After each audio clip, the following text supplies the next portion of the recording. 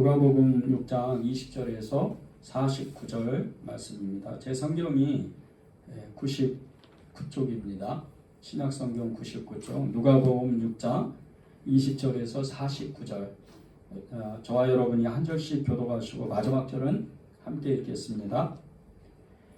예수께서 눈을 들어 제자들을 보시고 이르시되 너희 가난한 자들은 복이 있나니 하나님의 나라가 너희의 것이며 지금 졸린 자는 복이 있나니 너희가 배부름을 얻을 것이며 지금 우는 자는 복이 있나니 너희가 웃을 것이며 인자로 말미암아 사람들이 너희를 미워하고 멀리하고 욕하고 너희 이름을 악하다 하여 버릴 때에는 너희에게 복이 있도다. 그날에 기뻐하고 뛰놀라 하늘에서 너희의 상이 큼이라 그들의 조상들이 선지자들에게 이와 같이 하였느니라. 그러나 화 있을진저 너희 부유한 자여 너희는 너희의 위로를 이미 받았도다. 화 있을진저 너희 지금 배부른 자여 너희는 줄이는도다. 화 있을진저 너희 지금 웃는 자여 너희가 애통하며 울리려다. 모든 사람이 너희를 칭찬하면 화가 있도다. 그들의 조상들이 거짓 선지자들에게 이와 같이 하였느니라. 그러나 너희 듣는 자에게 내가 이르노니 너희 원수를 사랑하며 너희를 미워하는 자를 선대하며 너희를 저주하는 자를 위하여 축복하며 너희를 모욕하는 자를 위하여 기도하라. 너희의 입밤을 치는 자에게 젖병도 돌려대며 내 겉옷을 빼앗는 자에게 속옷도 거절하지 말라. 내게 구하는 자에게 주며 내 것을 가져가는 자에게 다시 달라 하지 말며 남에게 대접을 받고자 하는 대로 너희도 남을 대접하라. 너희가 만일 너희를 사랑하는 자만을 사랑하면 칭찬받을 것이 무엇이냐? 죄인들도 사랑하는 자는 사랑하느니라. 너희가 만일 선대하는 자만을 선대하면 칭찬받을 것이 무엇이냐? 죄인들도 이렇게 하느니라. 너희가 받기를 바라고 사람들에게 꾸어주면 칭찬받을 것이 무엇이냐? 죄인들도 그만큼 받고자 하여 죄인에게 꾸어주느니라. 오직 너희는 원수를 사랑하고 선대하며 아무것도 바라지 말고 꾸어주라. 그리하면 너희 상이 클 것이요 또 지극히 높으시니 아들이 되리니 그는 은혜를 모르는 자와 악한 자에게도 인자하시니라. 너희 아버지의 자비로우신 같이 너희도 자비로운 자가 되라. 비판하지 말라. 그리하면 너희가 비판을 받지 않을 것이요 정죄하지 말라. 그리하면 너희가 정죄를 받지 않을 것이요 용서하라. 그리하면 너희가 용서를 받을 것이요 주라. 그리하면 너희에게 줄 것이니 곧 후이되어 누르고 흔들어 넘치도록 하여 너희에게 안겨주리라. 너희가 헤아리는 그 헤아림으로 너희도 헤아림을 도로 받을 것이니라. 또 비유로 말씀하시되 맹인이 맹인이 인도할 수 있느냐? 둘이 다 구덩이에 빠지지 아니하겠느냐? 제자가 그 선생보다 높지 못하나 무릇 온전하게 된 자는 그 선생과 같으리라. 어찌하여 형제의 눈 속에 있는 티는 보고 네 눈 속에 있는 들보는 깨닫지 못하느냐? 너는 내 눈 속에 있는 들보를 보지 못하면서 어찌하여 형제에게 말하기를 형제여 나로 내 눈 속에 있는 티를 빼게 하라 할 수 있느냐? 외식하는 자여 먼저 내 눈 속에서 들보를 빼라. 그 후에야 내가 밝히 보고 형제의 눈 속에 있는 티를 빼리라. 못된 열매 맺는 좋은 나무가 없고 또 좋은 열매 맺는 나무는 각각 그 열매로 아나니 가시나무에서 무화과를 또는 찔레에서 포도를 따지 못하느니라. 선한 사람은 마음에 쌓는 선에서 선을 내고 악한 자는 그 쌓은 악에서 악을 내나니 이는 마음에 가득한 것을 입으로 말함이니라. 너희는 듣고 너희는 나를 불러 주여 주여 하면서도 어찌하여 내가 말하는 것을 행하지 아니하느냐? 내게 나와 내 말을 듣고 행하는 자마다 누구와 같은 것을 너희에게 보이리라. 집을 짓되 깊이 파고 주초를 반석 위에 놓은 사람과 같으니 큰 물이 나서 탕류가 그 집에 부딪히되 잘 지었기 때문에 능히 요동하지 못하게 하거니와. 함께 읽겠습니다. 듣고 행하지 아니하는 자는 주처 없이 흙 위에 집 지은 사람과 같으니 탕류가 부딪힘에 집이 곧 무너져 파괴됨이 심하니라 하시니라. 아멘. 네, 한 주간 이렇게 이제 여러분이 말씀을 읽고 오셨을 텐데 말씀을 묵상하면서 어느 것은 너무나 큰 은혜가 되고 또 어느 것은 굉장히 이렇게 좀 마음이 어려운 말씀도 있었을 겁니다. 이 누가복음 6장 20절에서 46절은 이 마태복음 5장에서 7장 말씀 산상수훈과 같이 이렇게 이제 하나님이 제자들에게 주신 말씀입니다. 근데 이제 똑같은 상황이 마태복음 5장에서 7장 말씀도 제자들을 세우시고 그리고 나서 이제 이 산상수훈의 말씀을 5장에서 7장까지 말씀하셨는데 그것은 산상수훈입니다. 근데 오늘 이 누가복음 6장의 이 상황은 평지설교입니다. 똑같은 제자를 12명 세우고 그리고 이제 제자들을 데리고 이 평지로 내려오셨는데 많은 무리들이 여러 지방에서 시돈과 그리고 먼 지방에서까지도 사람들이 몰려와서 하나님의 말씀도 듣고 병도 자신의 병들도 병을 이렇게 고치려고 예수님께 나왔습니다. 근데 그 수많은 사람들 앞에서 예수님께서 말씀을 시작하실 때 그 대중들보다 이 군중들보다 제자들에게 집중적으로 말씀을 하셨다는 겁니다. 그게 이제 20절에 보면 예수께서 눈을 들어 제자들을 보시고 이르시되 이렇게 시작을 합니다. 사람이 엄청나게 많이 왔는데 제자들을 12명을 세우시고 제자들을 데리고 이제 평지로 내려오셔서 이 말씀을 하셨다는 거예요. 제자들을 중심으로. 그런데 이 누가복음 6장 20절에서 49절의 말씀은 네 가지의 법과 네 가지의 화에 대한 말씀입니다. 이거 이제 마태복음 5장에서 7장의 말씀은 팔복에 대해서 말씀을 하셨는데 똑같은 말씀인 것 같은데도 이 누가복음 6장 20절에서 49절은 네 가지의 법과 네 가지의 화가 있다. 근데 이제 화에 대한 말씀은 우리가 좀 싫어하잖아요. 아무래도 이제 그것이 우리의 삶 가운데에서 나타나거나 그리고 또 그렇게 되면 정말 안 되는 말씀인 겁니다. 그런데 이 네 가지의 복에 대해서 하나님이 저와 여러분에게 주시고 싶어 하시고 또 그것을 이루고 싶어 하시는 말씀입니다. 선을 행하는 거, 사랑하는 거, 인내하는 거, 그리고 누구에게 정말 이렇게 꾸어줄 수 있는 능력이 있고, 그리고 누구를 힘들고 어렵고 그리고 또 넘어졌을 때 일으켜 세울 수 있는 그런 사람이 되면 정말 이 겉옷을 달라 그러는데 속옷까지 줄 정도로 그렇게 정말 삶의 축복을 받았던 이런 사람이 된다면 얼마나 좋겠어요. 사실 우리가 예수를 믿으면 그런 사람들이 돼야 하나님께서 우리를 축복했다고 말할 수가 있는 거예요. 우리가 축복받는 게 뭡니까? 물론 이제 예수님을 믿고 우리는 잘 먹고 잘 사는 건 아닙니다. 그저 하나님이 주신 공급하신 그것을 만족하고 없어도 있어도 우리는 행복하게 사는 것이 맞습니다. 그런데 하나님이 어떤 사람에게는 하나님의 부요함을 주셔서 실제 삶에서 아주 평화롭게 삶으로 많은 사람에게 꾸어주고 나눠주고 그리고 또 어려운 사람을 도와주는 이런 사람이 될 수가 있다는 겁니다.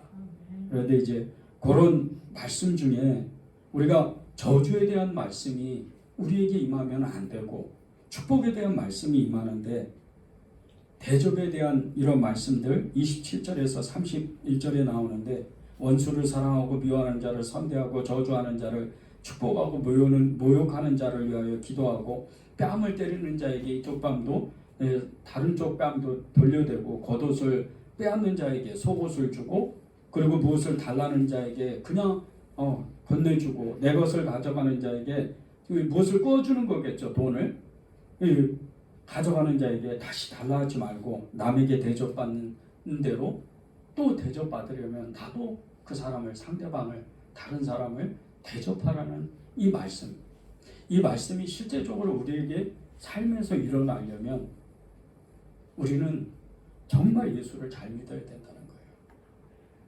여러분이 이런 사람이 정말 되고 싶으시잖아요. 거기 32절 36절에는 더하죠. 원수에 대한 사랑인데 세상 사람들도 사랑하는 사람을 사랑합니다. 그리고 선대하는 사람을 선대하는데 그것은 대가를 바라고 하는 일이에요. 그런데 예수 믿는 우리는 그런 것이 아니고 아무런 조건 없이 원수를 그냥 사랑하고 선대하고 아무것도 바라지 않고 꾸어주고 주는 자가 되는 겁니다. 이런 사람이 하나님의 자녀요, 믿음의 사람이라고 말할 수가 있는 거죠. 그리고 이제 다른 사람을 비판하지 않고 용서할 줄 알고 상대방의 마음을 헤아리는 사람들, 이런 사람을 37절에서 42절에 이야기를 합니다. 그리고 이제 다른 사람의 허물을 보았을 때 그 허물을 판단하지 아니하고 내가 그 사람의 허물보다 그 사람의 눈 속에 있는 티보다 내 안에 있는 내 눈 속에 있는 들보가 훨씬 더 더럽고 추악하고 그 죄가 더 크고 허물이 크다는 것을 내가 알 때 그런 사람이 되면 하나님이 말할 수도 없이 축복을 한다는 거예요. 이런 사람이 되면 이 산상수훈과 같은 마태복음 5장 5장에서 7장 말씀과 같이 산상수훈과는 좀 약간 다른 말씀이지만 사실 이게 맥은 똑같은 겁니다. 제자들에게 너희는 앞으로 그런 사람이 돼야 된다. 그런데 이 마태복음 5장에서 7장의 상황은 제자들을 먼저 부르시고 산에서 수많은 군중들 앞에서 이 군중들을 대상으로 예수님께서 말씀을 하신 거예요. 심령이 가난한 자는 복이 있다. 애통하는 자는 복이 있다. 계속 말씀하신 거예요. 그런데 이 마태복음 6장 20절에서 49절의 말씀은 사실은 2인칭으로 얘기를 하는 겁니다. 제자들에게. 수많은 사람들이 있는데 다른 사람도 듣죠. 근데 제자들에게 이야기했던 말씀하셨던 이 이유가 있습니다. 그게 이 제자들에게 이미 마태복음에서는 그런 상황이 아니었는데 누가복음에서는 예수님이 공생애를 시작하면서 기적과 이적을 엄청나게 행하고 제자들을 세웠어요. 마태복음은 제자들을 세우고 산상수훈의 말씀을 하고 그 다음부터 기적을 행합니다.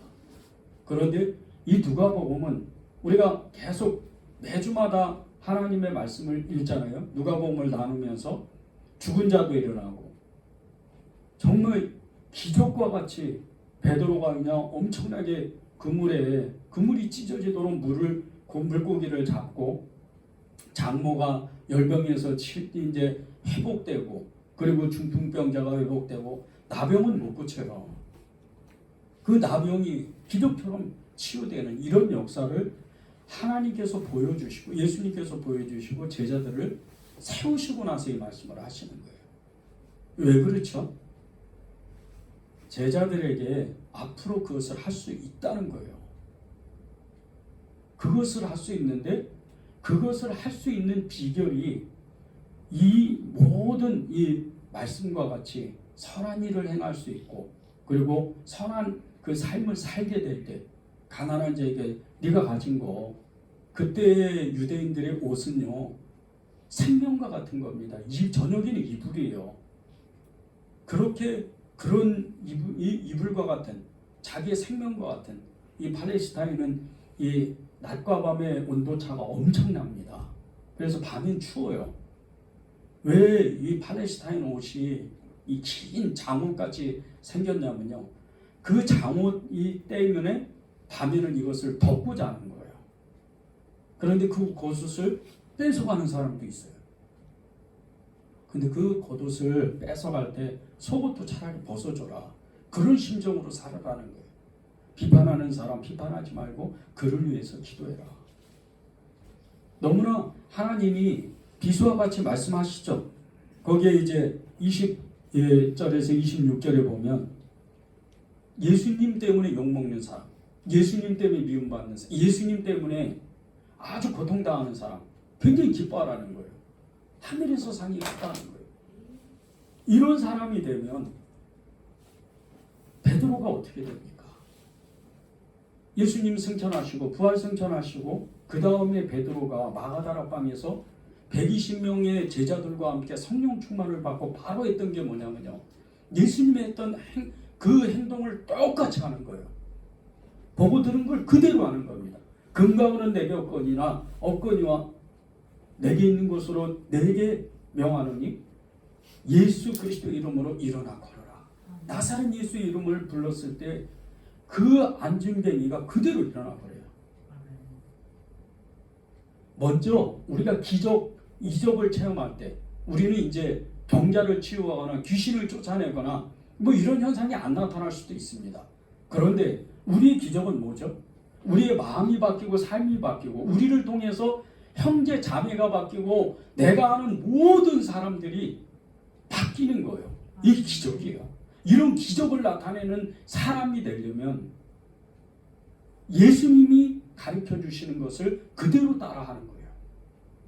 그런 사람이 되면 하나님의 놀라운 기적의 사람이 된다는 거예요. 믿음의 사람이 된다는 겁니다.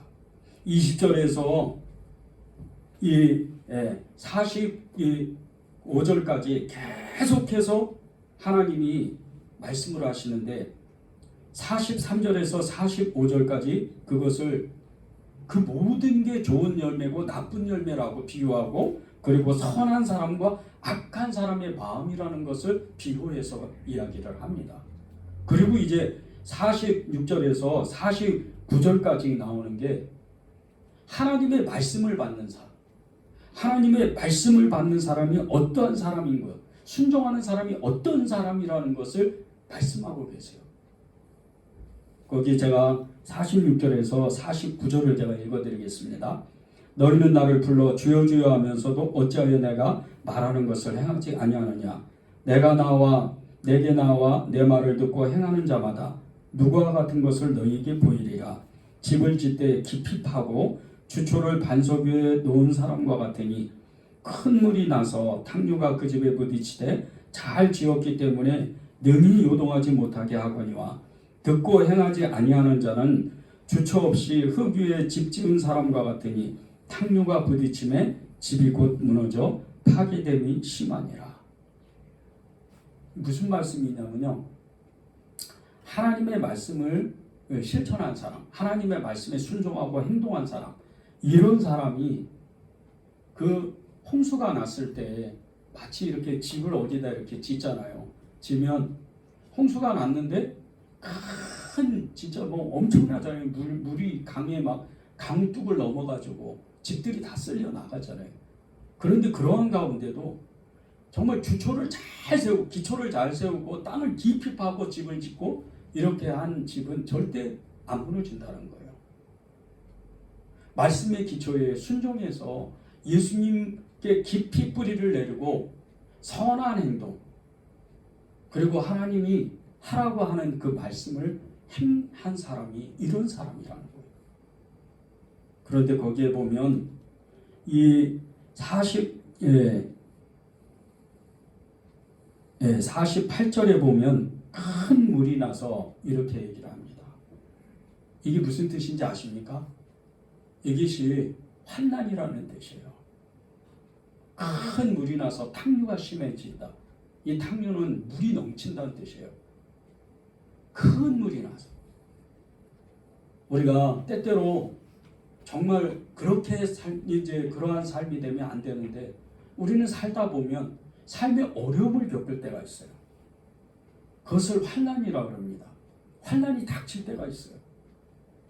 우리가 그런 환난을 만나면 안 되는데 살다 보면 참 이렇게 안타깝게도 환난을 만날 때가 있습니다. 이때는 웬만한 믿음을 가지고 견디지를 못해요. 견딜 수가 없는 거예요. 한순간도 견뎌내지를 못해요. 왜? 우리는 믿음이 없기 때문이에요. 하나님을 믿었는데 하나님 앞에 정말 이렇게 환난이 닥치고 우리가 견디지 못하는 엄청난 큰 물과 같이 그런 홍수와 같이 엄습하는 그런 일이 생기면 그냥 두려워가지고 쩔쩔맵니다. 왜 이런 일이 벌어지는지 아십니까? 이런 일은 우리가 평소에 믿음의 훈련을 받지 않았기 때문에 우리 안에 믿음이 있는 것 같은데 사실은 믿음이 없기 때문이에요. 오늘 이 누가복음 6장 20절에서 45절까지 너무나 하나님이 많은 말씀을 하셨는데 이 많은 말씀의 종합적인 것은 다른 게 아니에요. 말씀을 행했느냐 안 했느냐, 좋은 일을 했느냐 나쁜 일을 했느냐, 그것을 말씀하시는 건데 그것을 계속 반복적으로 말씀하시는 것, 그것은 말씀대로 살았느냐 안 살았느냐를 말씀하고 계시는 거예요. 우리가 너무나도 안타깝게 오늘 46절에 그렇게 말씀하시죠. 너희는 나를 불러 주여 주여 하면서도 어찌하여 내가 말하는 것을 행하지 아니하느냐. 행하지 않는다는 거예요. 우리가 조금 아까 말씀을 나눈 것처럼 너무나 생명의 이 말씀들이 우리를 얼마나 위로를 하고 또 우리의 믿음을 얼마나 일으킵니까? 아, 나도 이런 사람이 돼야 되지. 찬송가 가사와 같이 정말 내가 바울처럼 그렇게 해와 같이 그렇게 정말 살고 싶은데, 낮에 내처럼 밤엔 달처럼 그렇게 살고 싶은데 왜 나는 그렇게 안 될까? 왜 나는 그렇게 살지 못할까? 말씀을 들으면 바로 그것을 행해 봐야 돼요. 선한 일을 해라, 좋은 일을 해라, 가난한 사람 도와줘라. 이렇게 되면 바로 하루가 가기 전에 여러분이 아주 작은 일이라도 그것을 행해 볼 때 그것이 한 번이 되고 두 번이 되고 이제 여러 번이 돼서 내 몸의 습관이 됩니다. 얼마 전에 그 한 뉴스에 정말 아름다운 장면이 이렇게 뉴스로 이렇게 나온 적이 있었어요. 그 뉴스가 서울역에서 눈이 엄청나게 오고 가장 추운 날이었어요. 그 추운 날에 노숙자분이 어느 신사분에게 이렇게 돈을 달라고, 이제 배고프니까 돈을 달라고 요구를 했는데 이분이 좋은 분이 아니고 자기 겉옷, 그게 뭐 얼마나 될지는 모르겠지만 요즘 겉옷이요, 이 잠바 제가 보니까 그 굉장히 비싼 것 같더라고요. 적어도 50만 원 이상 돼요. 근데 자기도 추울 텐데 그 겉옷을 벗어가지고 그 사람에게 입혀주는 거예요. 예수님을 믿었는지 안 믿었는지 전 모르겠어요. 하나님의 말씀이잖아요. 오늘 말씀과 같은 사람이잖아요. 그 사람이 진짜 예수님을 믿었다면 그 사람은 자기도 모르게 하나님 말씀대로 하는 거예요. 얼마나 큰 능력이 나타나겠어요. 그때 이 여러 네티즌들이 그렇게 댓글을 달았어요. 지금도 천사가 있다. 지금도 세상은 살만하다. 그런데 그 사람이 진짜 그리스도인이라면 오늘 말씀을 그대로 행한 사람이 설교도 들을 것도 없어요. 그대로 자기가 그냥 하나님 말씀을 듣고 그대로 사는 사람인 거예요. 그런데 그 겉옷 벗어졌다고 그 겉옷이 없어질까요? 하나님은 흔들어서 넘치도록 그 사람에게 다시 줍니다. 그게 하나님의 원리예요. 하나님의 경제 원리는 우리가 상상하는 것보다 훨씬 커요. 하나를 하나님께 드리죠. 반드시 30배, 60배, 100배가 옵니다. 때가 되면 하나님이 부어주시는 거예요. 그게 하나님의 경제 원리예요. 세상의 원리가 아니에요. 똑같아요. 믿음도 마찬가지예요. 믿음을 작은 것에 순종하게 될 때 그 작은 순종이 하나가 되고 열이 되고 만이 되어서 엄청난 능력이 임하는 거예요. 그리고 오늘 4절 8절의 말씀과 같이 큰 물이 닥치고 환난이 닥칠 때, 탕류가 와서 닥칠 때 땅을 깊이 파고 주초를 반석 위에 지은 이 집과 같이 그 환난에서 능히 견디는 거예요. 오늘 말씀에 주라. 그러면 너희가 도로 받을 것이라 그랬잖아요. 그런데 흔들어 넘치도록 안겨준대요. 하나님은. 이게 무슨 뜻인지 아십니까? 똑같아요. 무슨 이렇게 무엇을 나눠주는 것도 해당이 되겠지만 여러분의 믿음도 마찬가지예요. 여러분의 믿음을 하나님께 드릴 때 하나님, 저는 믿음으로 살겠습니다. 말씀대로 살겠습니다.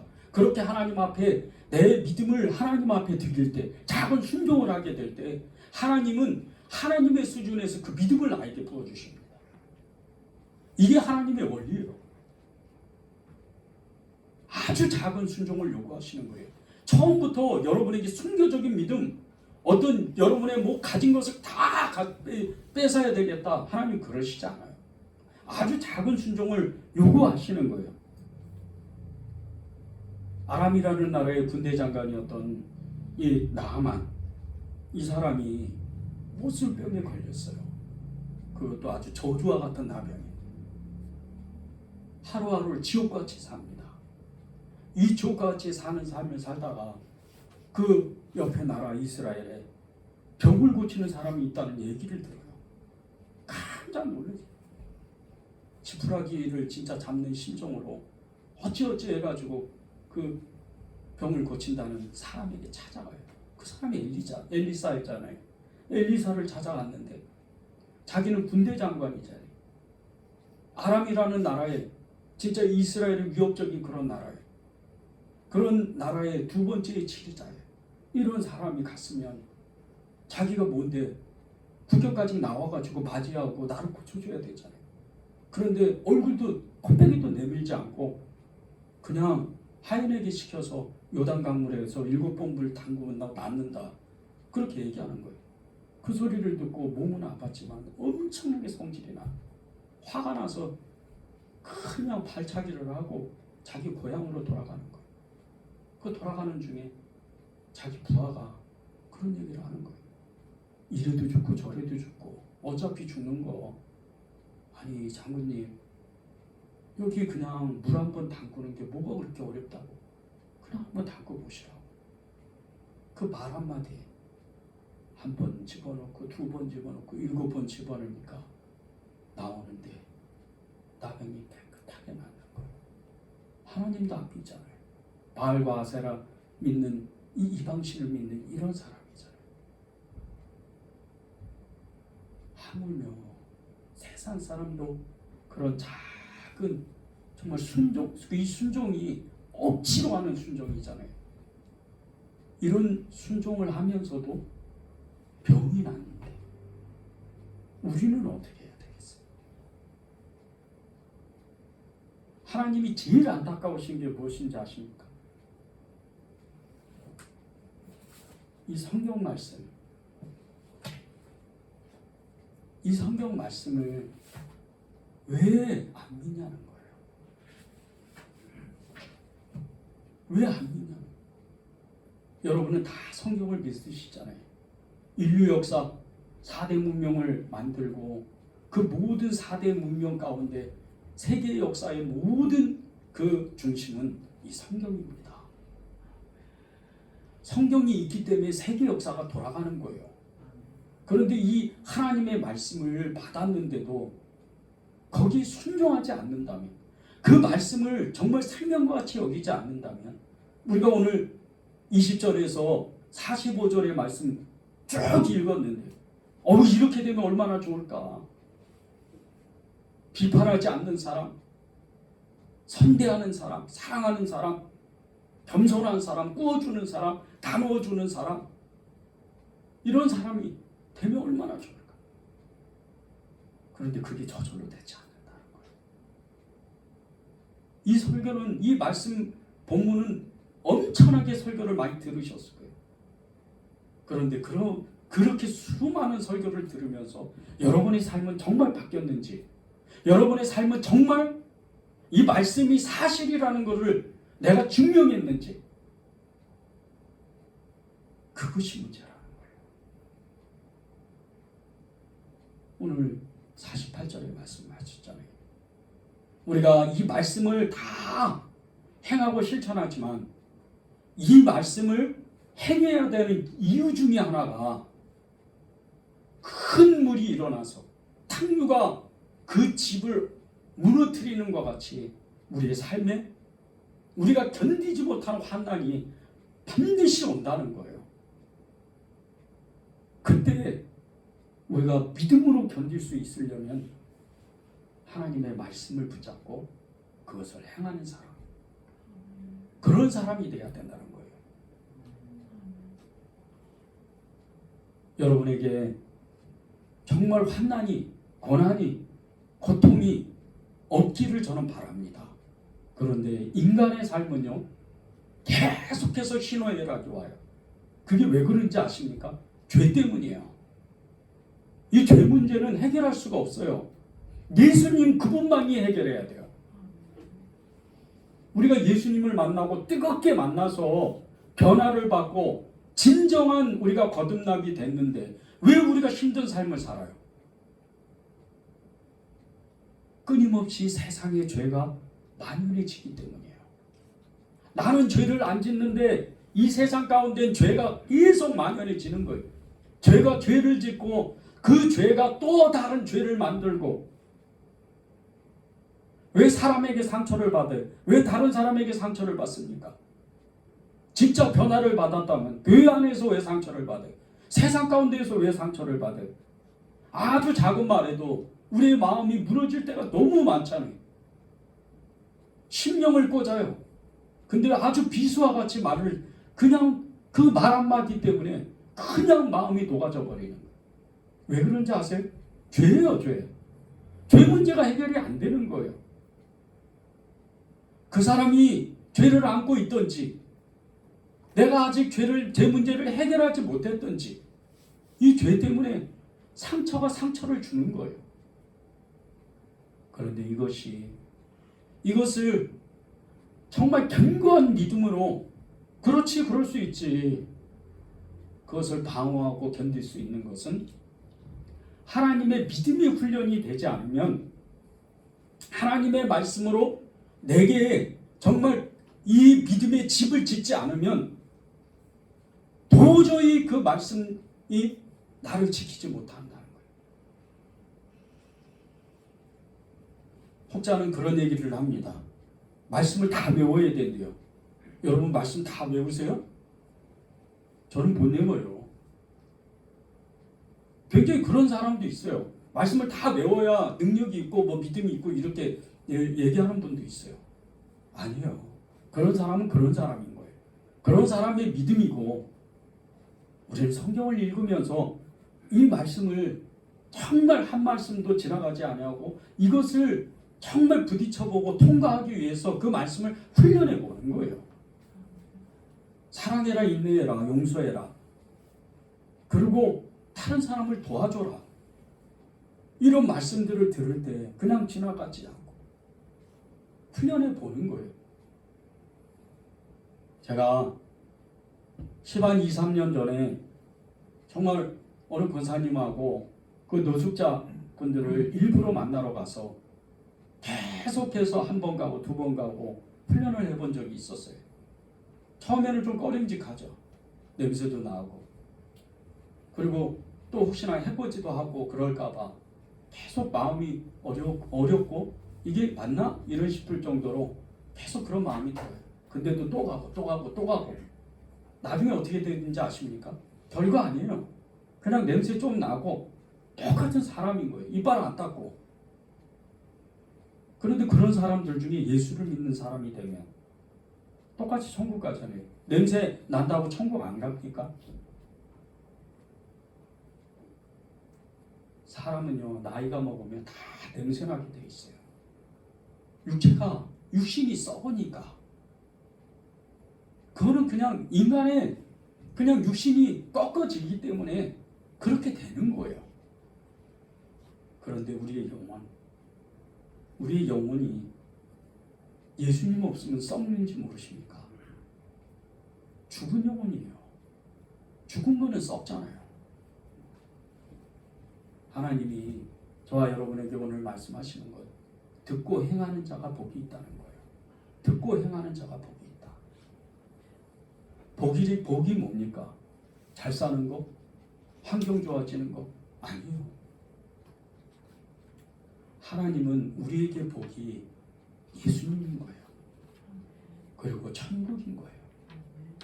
우리가 이 땅에서 너무나 힘들 때, 너무나 지칠 때, 환난이 올 때 능히 견디는 그 믿음을 우리가 믿음으로 살 수 있는 것은 이제 하나님의 말씀을 듣고 행할 때 그 능력이 나타나는 거예요. 제가 46절부터 49절까지 하나님의 말씀을 듣는 사람과 듣지 못하는 사람의 차이에 대해서, 이 엄청난 차이에 대해서 제가 찬찬히 읽어드릴 테니까 정말 마음에 새기시면서 다시 한번 들어보십시오. 너희는 나를 불러 주여 주여 하면서도 어찌하여 내가 말하는 것을 행하지 아니하느냐. 내게 나와 내 말을 듣고 행하는 자마다 누가 같은 것을 너희에게 보이리라. 집을 짓되 깊이 파고 주초를 반석 위에 놓은 사람과 같으니 큰 물이 나서 탕류가 그 집에 부딪히매 잘 지었기 때문에 능히 요동하지 못하게 하거니와 듣고 행하지 아니하는 자는 주초 없이 흙 위에 집 지은 사람과 같으니 탕류가 부딪히매 집이 곧 무너져 파괴됨이 심하니라 하시니라. 이 말씀에 우리의 마음이 뭔가 결단이 돼야 됩니다. 선을 행하죠. 반드시 선으로 돌아옵니다. 욥기 아시죠? 욥 아시죠? 욥이 엄청난 고난을 당했잖아요. 재산 다 가진 거 없어지고 10 아들 딸들 다 죽고 자신은 악창이 걸려서 수년 동안 고생했어요. 그리고 나서 어떻게 돼요? 하나님이 축복하실 때, 그 가진 믿음을 지킬 때 여러 가지 축복을 받아요. 갑절에 축복을 받습니다. 그런데 그 시작이 무엇인지 아십니까? 친구들, 그리고 욥이 아는 사람들이 금 귀고리, 그리고 반지, 금부치 이런 것들을 가져옵니다. 그가 평소에 정말 너무나도 어렵게 정말 살기 이전에 그가 하나님께 복을 받았을 때 나눠주고 베풀어주고 그런 삶을 살았어요. 그런데 그 선함이 그대로 돌아오는 거예요. 똑같아요. 여러분이 환난을 만날 때 누군가가 나를 도와줄 텐데 하나님은 당연히 나를 도와주시죠. 그런데 사람을 통해서 도와주십니다. 그 사람들 중에 내가 전에 도와주었던 사람들이 있어요. 그 사람들이 흔들어 넘치도록 안겨오는 거예요. 이게 심은 대로 걷는다는 겁니다. 믿음을 심었어요. 선을 심었어요. 그러면 하나님은 똑같이 그 받은 사람에게, 아니 그보다 더 큰 역사로 하나님이 내게 안겨주시는데, 내가 전에 도와준 그 사람들도 나를 도와주는 일이 생기는 거예요. 여러분이 환난이 없으면 좋겠어요. 고통이 없고 고난이 없으면 좋겠어요. 그런데 우리는 한 사람도 어느 누구도 장담하지 못합니다. 이것은 무슨 오늘 이렇게 복과 저주를 계속 20절에서 49절까지 복과 저주를 계속 반복적으로 이야기하시는 것처럼 저주스러운 말이 아니에요. 사람이 어쩔 수 없이 그렇게 사는 거예요. 예수 잘 믿어도 고통을 당해요. 예수 잘 믿어도 환난이 옵니다. 그럴 때 우리가 던질 수 있는 건 믿음인데, 그 믿음이 말씀입니다. 말씀인데 그 말씀을 행하고 실천한 사람, 선을 행한 사람, 이런 사람은 반드시 대가가 또다시 선이 나한테 선한 그 은혜가 나에게 다시 오는 거예요. 여러분에게 하나님의 말씀이 임할 때, 이 선한 그 말씀을 나한테 임할 때, 여러분이 잊지 말아야 되는 것은, 내가 이제부터 말씀대로 난 살겠다, 이걸 결단하는 거예요. 계속해서 지금 하나님은 이 은혜절교에서 말씀대로 살으라고, 말씀을 붙잡으라고, 말씀을 읽으라고 계속 말씀하셔요. 다른 없어요. 다른 거 없습니다. 바울이 고백했잖아요. 내가 전한 복음 위에는 다른 복음은 없다. 다른 것을 전하면 저주라 그랬어요. 바울을 괴롭혔던 게 뭡니까? 거짓 복음이었어요. 말씀인 것 같은데 말씀이 아닌 비성경적인. 그래서 바울의 평생의 고백이고, 바울의 대적자는 하나님의 말씀을 가진 것 같았는데 결국은 예수님을 대적하는 자들이었어요. 여러분이 영성의 어떤 능력을 가지고 기적과 이적을 내가 행하고 여러분의 삶 가운데에서 살아계신 하나님을 누구보다도 가까이 만나고 그분과 동행하고 그분과 함께 사는 먹고 마시는 그런 능력의 삶을 살려면 다른 거 없습니다. 말씀이에요. 말씀을 붙잡아야 돼요. 말씀이 하나님입니다. 마태복음 16장 16절에서 18절에 보면요, 이 베드로가 믿음의 고백을 합니다. 그리고 예수님은 그 베드로의 고백, 그 고백의 위에다가 교회를 세웁니다. 그래서 교회의 뿌리는 말씀인 거예요. 제가 마태복음 16장 16절 18절을 제가 읽어드리겠습니다. 시몬 베드로가 대답하여 이르되 주는 그리스도시요 살아계신 하나님의 아들이시니이다. 예수께서 대답하여 이르시되 바요나 시몬아 내가 복이 있도다. 이를 내게 알게 한 이는 혈육이 아니요 하늘에 계신 내 아버지이시니라. 또 내가 내게 이르노니 너는 베드로라. 내가 이 반석 위에 내 교회를 세우리니 음부의 권세가 이기지 못하리라. 하나님의 말씀, 그 믿음의 고백, 예수님을 고백할 때 거기에 반석을 세워서 교회를 세운다는 거예요. 그런데 이 고백이 무엇인지 아십니까? 예수님을 고백했던 것, 하나님, 당신은 하나님의 아들이십니다. 그리스도이십니다. 구원자이십니다. 이 고백이 요한복음 1장 14절에 가면요, 이게 무슨 뜻인지를 알게 돼요. 말씀이 육신이 되어 우리 가운데 거하심에 우리가 그의 영광을 보니 아버지의 독생자요 영광이요 은혜와 진리가 충만하더라. 베드로가 고백했잖아요. 주님은 그리스도십니다. 구원자이십니다. 하나님의 아들이십니다. 그런데 이분이 말씀이라는 거예요. 요한복음 1장 14절에는 말씀이라는 거예요. 1장 1절에 가면 어떻게 말씀하시는지 아십니까? 요한복음 1장 1절 태초에 말씀이 계시니라. 이 말씀이 하나님의 근본 본체라 그래요. 말씀을 붙잡지 않으면, 말씀 앞에 쓰지 않으면, 말씀대로 살지 않으면 우리는 사실은 예수님의 제자가 아니에요. 하나님의 자녀도 아닌 거예요. 어떻게 선을 행합니까? 어떻게 사랑해요? 어떻게 나눠주고 구워줘요? 말씀을 붙잡아야죠. 말씀대로 살아야죠. 그래야 하나님이 우리에게 일하시는 거 아닙니까?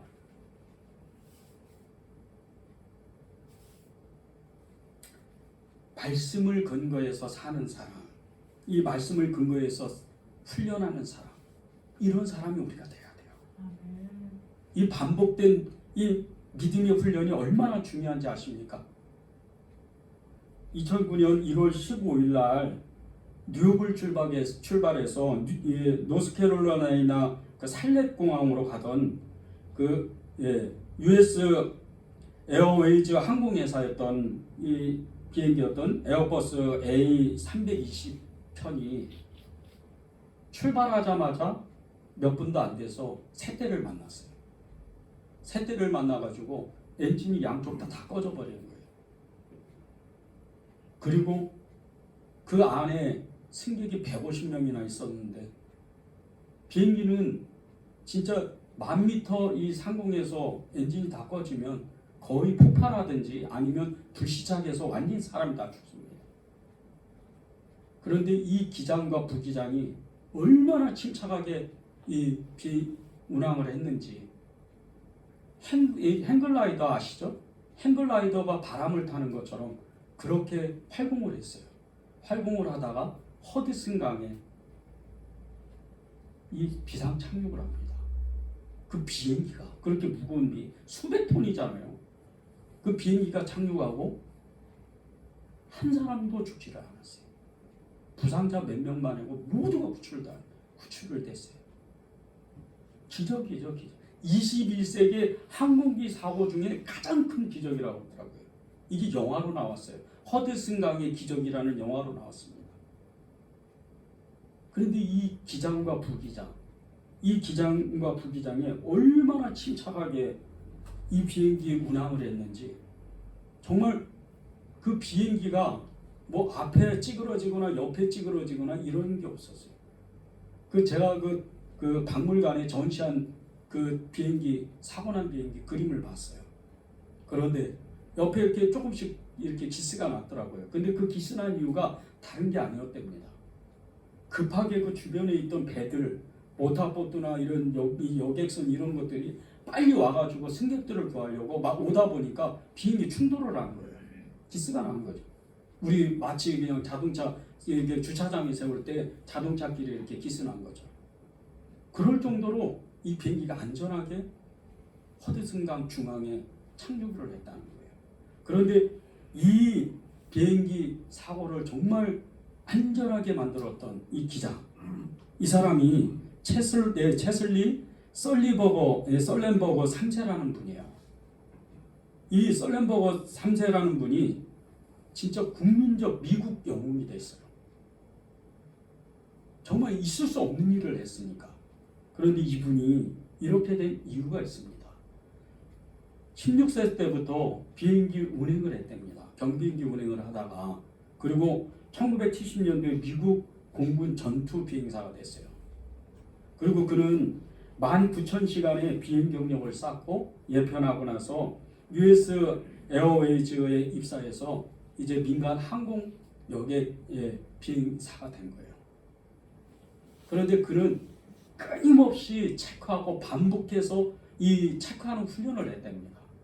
계속해서 어제도 체크하고 오늘도 체크하고 아침에 체크하고 또 오후에도 체크하고 이 반복적인 훈련을 계속 훈련을 했다는 겁니다. 그리고 나서 정말 그 극적인 상황에서 기지를 발휘해가지고 자기가 배운 대로 자기가 습관처럼 수십 년 동안 훈련한 대로 비행기를 운항함으로 인해서 무사히 한 사람도 죽지 아니하고 이 비행기를 안전하게 착륙시켰다는 거예요. 훈련이 이렇게 중요해요. 이렇게 훈련이 중요합니다. 제가 여러분에게 계속해서 성경 읽자고 말씀드려요. 성경 봅시다. 말씀대로 삽시다. 이게 왜 중요한지 아십니까? 삶에 어려움이 오지 않으면 좋겠어요. 그런데 그럴 때가 온다는 거예요. 왜 선한 행동을 하고 왜 우리가 착한 일을 해야 돼요? 예수님을 믿으니까? 예수님 형상이니까? 예수님이 그렇게 하라고 이렇게 예수님의 그런 모습을 우리가 보았으니까? 맞아요. 그런데 그 행동들, 그 순종들, 그 믿음의 훈련들이 여러분을 살리는 거 모르십니까? 여러분의 믿음을 살려요. 여러분의 삶을 지켜주는 거예요. 이게 훈련이에요. 믿음의 훈련을 하는 거예요. 선을 행하고 사랑하고 용서하고 인내해라. 이런 말씀. 여러분이 이 말씀이 너무 많이 들어가지고 아유, 오늘 또 들었구나. 이러면 안 돼요. 내가 오늘 결단해야지. 내 이 말씀대로 살아야지. 그래야 여러분 스스로를 지킬 수가 있는 거예요. 시편 12편 6절 제가 하나님의 말씀이 어떤지를 읽어드리겠습니다. 여호와의 말씀은 순결하며 흑도가니에 7번 단련한 은 같도다. 하나님의 말씀이 순결하고 순전한데 은을 불도가니에 집어넣은 것처럼 그것도 한 번도 아니고 7번씩이나 집어넣는 것처럼 집어넣었다 뺐다 집어넣었다 빼야 하나님의 말씀이 정금처럼 나온다는 거예요. 그렇게 말씀 훈련해야 됩니다. 똑같은 일을 반복하는 거예요. 여러분에게 정말 오늘 이 마태복음 5장 7장의 말씀과 같이 산상수훈의 이 말씀은 말씀대로 팔복에 대한 말씀인데 오늘은 이 누가복음 6장 20절에서 49절의 말씀으로 하나님은 제자들에게 이미 기적을 다 행하시고 그리고 나서 그 수많은 군중들에게도 말씀을 하시지만 아예 2인칭으로 제자들을 향해서 이렇게 해야 된다 말씀하시는 거예요. 오늘 이 말씀을 들으면서 저는 이 말씀을 준비하면서 너무 이렇게 또 마음에 부딪히는 게 있었어요. 어떤 거는 통과를 못했는데 어떤 거는 내가 행하지 못했는데 저도 마음이 연약할 때가 있어서 누구도 미워할 때도 있고 그리고 시기할 때도 있고 어제는 진짜 이 말씀을 이제 오늘 전해야 되니까 저녁에는 시기심을 없애달라고 그렇게 기도를 많이 했어요. 하나님 시기하지 않게 해주십시오. 제가 말씀을 통과해야 전하잖아요. 같이 나누잖아요. 여러분이 정말 하나님의 사람으로서 그렇게 바울처럼 믿음의 성자들처럼 사시려고 그런 마음에 간절한 소망이 있다면 진짜 하나님께 축복을 받으려는 갈망이 있다면 여러분이 말씀 앞에 서야 돼요. 은을 7번 정말 그 불도가니에 넣어서 뺐다 넣었다 뺐다 하는 것처럼 하나님의 말씀이 내게 순결하게 나타나고 정말 하나님이 정령과 같이 나타나려면 여러분이 반복적으로 훈련하는 거예요. 큰 거 안 해도 돼요. 여러분 재산 다 털어가지고 어려운 사람 도와주세요. 하나님 절대 안 그럽니다. 안 그러셔요. 작은 것부터 시작하는 거예요. 아주 작은 것. 아주 가깝잖아요. 여기 이렇게 교회 나가서 지나가시다가 정말 이렇게 노숙자분을 만나면 늘 그렇게 그냥 따로 지갑에다가 2,000원, 3,000원 따로 이렇게 딱 포켓에서 넣어놓으세요. 많이 줄 것도 없어요. 가서 컵라면이라도 드세요. 그리고 딱 주는 거예요. 근데 이게 결코 작지 않아요. 여러분의 그 작은 이 선이요 엄청나게 커요. 여러분은 잘 모르시겠지만은요 미국의 세계적인 이 암 권위자이신 원종수 박사라는 분이 계세요. 이 원종수 박사님은 정말 암에 뛰어난 그 개발자고 그리고 암 치료 이 개발자예요. 근데 이분이 어렸을 때 엄마를 따라서 엄마가 하는 행동을 본 거예요. 엄마가 권사님이셨거든요. 그런데 이 엄마는 그렇게 잘 살지도 않는 집에서 동네에 어려운 사람들 불러다가 밥을 먹이는 거예요. 그리고 옷도 몇 개 없는데 또 그 옷 몇 개 있는 것 중에 하나를 꺼내서 또 옷도 입혀주는 거예요. 그거 어렸을 때부터 봤어요. 그리고 어느 날 이 어린 원종수 박사님 어렸을 때 어느 한 사람이 찾아온 거예요. 너무 남루한 모습. 근데 엄마가 생각이 난 거예요. 그 엄마가 생각이 나면서 예수님이 생각이 난 거예요. 아, 나도 이렇게 해봐야 되겠다. 그리고 집으로 불렀어요. 따뜻한 밥을 대접하고 옷도 입히고. 근데 그 밤에 꿈에 예수님이 원종수 박사님에 나타난 거예요. 고맙다. 네가 그 사람에게 한 것이 다였다. 그리고 이 원종수 박사님은 축복을 받아요. 미국으로 국비 유학생으로 가서 정말 나라에서 돈을 대주는 공부를 하고 박사가 됐어요. 엄청나게 축복을 받는 거예요. 너무 작은 거잖아요. 작은 것을 하는데 몇 번 하다 보니까 커지는 거예요.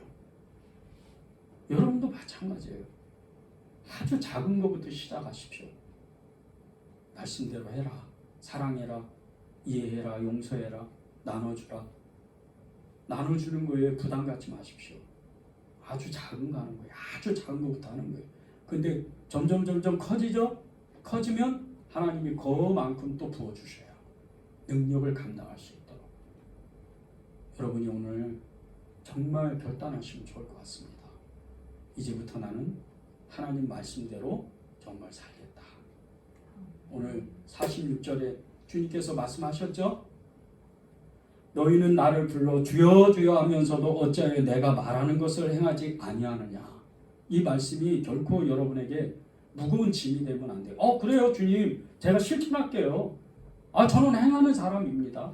이렇게 외려 주님께 고백하십시오. 기쁨으로. 그러면 하나님이 여러분과 함께 동행하시고 함께 일을 하세요. 그런 축복이 이 한 주간 동안 여러분에게 임하기를 간절히 축원합니다.